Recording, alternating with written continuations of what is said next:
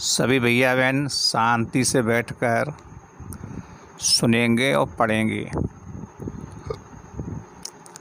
विज्ञान में पहला अध्याय आपका है फसल उत्पादन एवं प्रबंधन। फसल उत्पादन का अर्थ आपकी समझ में आ रहा होगा। ज़्यादातर सभी भैया बहनों के यहाँ कृषि कार्य होता है। पिताजी खेती में काम करते हैं, फसल उगाते हैं। गेहूँ है, चना है, मटर है, आलू है, धान है, बाजरा है। अनेकों प्रकार की फसलों का उत्पादन होता है। वैसे भी हमारा भारत कृषि उत्पादन क्षेत्र है कहा जाता है। तो फसल का अर्थ व्यवहारिक तौर पर समझ में आ रहा होगा। जैसे हमारे यहाँ गेहूँ की फसल होती है, मक्के की फसल है, सब्जियों की फसलें हैं जैसे टमाटर है, मटर है, आलू है। ये फसलें कहलाती हैं। विज्ञान की भाषा में आप कह सकते हो कि जहाँ एक ही प्रकार के पौधे हों या वह क्षेत्र जिसमें कि एक ही प्रकार की फसलों का या फसलों को उगाया जा सके, जिसमें एक ही प्रकार के फल, एक ही प्रकार के बीजों का निर्माण होता है। तो ये फसल के संबंध में आप सबकी जानकारी में होगा। तो पाठ ही फसल का है। इसके बारे में पहले रफ कॉपी निकालो, उसमें थोड़ा सा हम लिखाते हैं, आप लिखेंगे, घर जा कर के पेपर पर अच्छी राइटिंग में उतारेंगे। इसके लिखाने से पूर्व विज्ञान की परिभाषा आपको आती होगी। अगर नहीं आती है तो एक बार लिखेंगे। हम लिखाते हैं, डालो हेडिंग विज्ञान। विज्ञान कोष्टक में लिखिए साइंस। स्पेलिंग आपको आती है, लिखिए SCIENCE।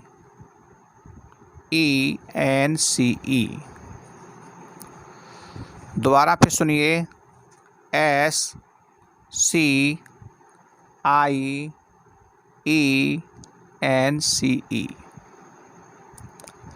इसमें लिखिए हेडिंग में, विज्ञान एक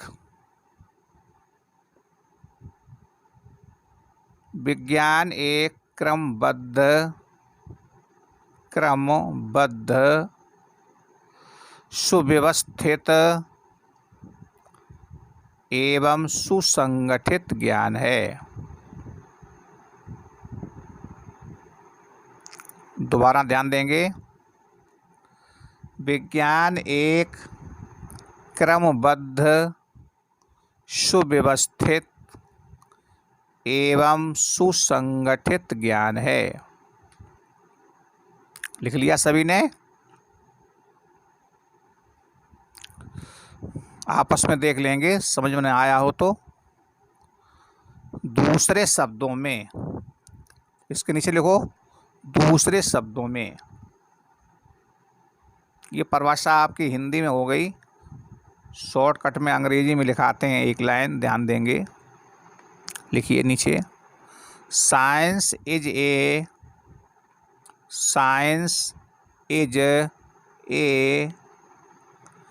सिस्टेमेटिक नॉलेज।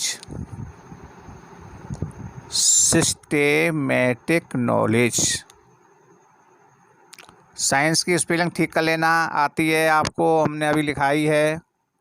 उसके बाद एज और ए। सिस्टेमेटिक की स्पेलिंग ठीक करिए, SYSTEMATIC।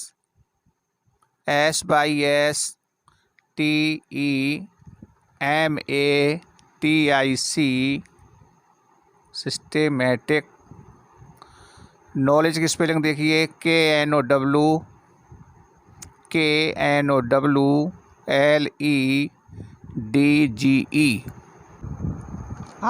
आगे डालो हेडिंग फसल। इसकी लिखो अंग्रेजी CROP। इसकी परिभाषा लिखिए, जब एक ही किस्म के पौधे किसी स्थान पर बड़े पैमाने पर उगाए जाते हैं तो इसे फसल कहते हैं। जैसे गेहूं की फसल, बाजरे की फसल, धान की फसल आदि। आगे डालो हेडिंग, फसलों के प्रकार। अंग्रेजी में कहते हैं टाइप्स ऑफ क्रॉप्स। लिखिए, फसलें अनेक प्रकार की उगाई जाती हैं, लेकिन मोटे तौर पर इन्हें 2 वर्गों में बांटा गया है। हाँ देखिए, फसलें वैसे तो कई प्रकार की होती हैं। कुछ फसलें ऐसी होती हैं जो सर्दी के मौसम में बोई जाती हैं, सुनिए कानों से। कुछ फसलें ऐसी होती हैं जो गर्मी के मौसम में उगाई जाती हैं। कुछ फसलें ऐसी होती हैं जो वर्षा ऋतु में बोई जाती हैं। अलग अलग फसलें कई प्रकार की होती हैं। अलग अलग क्षेत्रों में, अलग अलग देशों में अलग अलग प्रकार की फसलें बोई जाती हैं, लेकिन तुम्हारे पाठ्यक्रम के अनुसार केवल मोटे तौर पर 2 प्रकार की फसलें होती हैं। अब लिखिए आप, नंबर 1 खरीफ की फसल। लिखो इसमें, खरीफ की फसल, यह फसल वर्षा ऋतु में बोई जाती है। खरीफ फसलें कहलाती हैं। यह वर्षा ऋतु का जो समय है वो जून से सितंबर तक होता है। जैसे धान, मक्का, सोयाबीन, कपास, मूंगफली आदि की फसलें।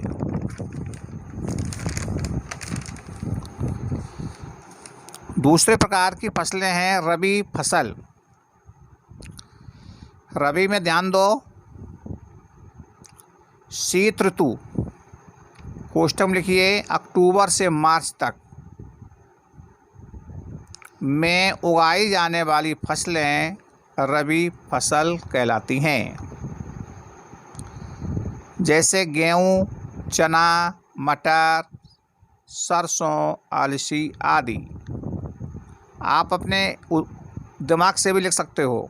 जो शीत ऋतु में फसलें बोई जाती हैं, चना है, मटर है, सरसों है, जो भी फसलें हैं लिख सकते हो। गृहकार, गृहकार में क्वेश्चन नोट करिए। इन प्रश्नों के उत्तर जो हमने पेज दिए हैं बुक के, उसमें से छांट के लिखने हैं आपको। यदि नहीं मिलते हैं तो कल आप ज़रूर पूछेंगे, मिल जाते हैं तो लिख के लाएंगे। पहला प्रश्न लिखिए, धान को शीत ऋतु में क्यों नहीं उगाया जा सकता है? धान को शीत ऋतु में क्यों नहीं उगाया जा सकता है? क्वेश्चन नंबर 2, हम भोजन ग्रहण क्यों करते हैं? हम भोजन ग्रहण क्यों करते हैं? क्वेश्चन नंबर 3, फसल उगाने के लिए किसान को समयावधि में कौन कौन से क्रियाकलाप करने पड़ते हैं? दोबारा सुनिए, फसल उगाने के लिए किसान को